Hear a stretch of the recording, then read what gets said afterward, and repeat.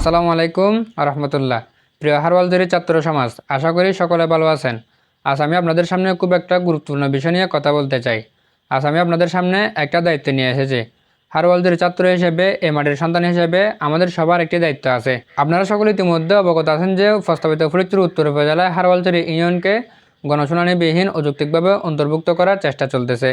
হারওয়ালজুরির অধিকাংশ জনগণই এই প্রস্তাবের বিরুদ্ধে। সুতরাং আমরা হারওয়ালজুরির সন্তান হিসেবে আমাদের সবার উচিত এই বিষয়টি নিয়ে প্রতিবাদ করার।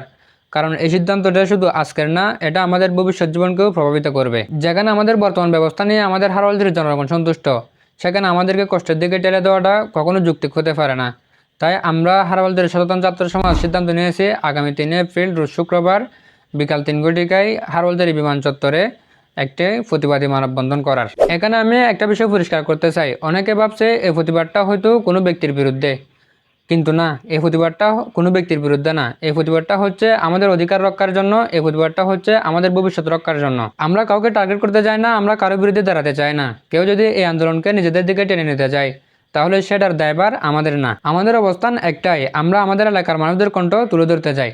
সেই সাথে আমি আরও একটি বিষয় পরিষ্কার করে তুলে ধরতে চাই। এই আন্দোলন যেহেতু আমরা আমাদের যৌক্তিক দাবিকে কেন্দ্র করে হারওয়ালজুরির জনগণের স্বার্থ রক্ষার জন্য করতেছি, সেহেতু কেউ যদি এই আন্দোলনের বিরুদ্ধে রুখে দাঁড়াতে চায়, সেটা আমাদের হারওয়ালজুরি ছাত্র সমাজ কখনো মেনে নেবে না। আমি আপনাদের সবাইকে আন্তরিকভাবে আহ্বান জানাচ্ছি, আসুন আমরা সবাই উপস্থিত থাকি, আমরা সবাই আমাদের কথা শান্তিপূর্ণভাবে তুলে ধরি।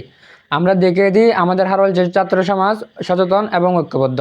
মনে রাখবেন, আমরা কারো বিরুদ্ধে না, আমরা আমাদের অধিকার আদায়ের পক্ষে এবং আমরা আমাদের অধিকার আদায়ের জন্য দৃঢ় প্রতিজ্ঞ। আমাদের কণ্ঠ থামবে না এবং আমরা আমাদের অধিকার আদায়ে পিছু হটব না।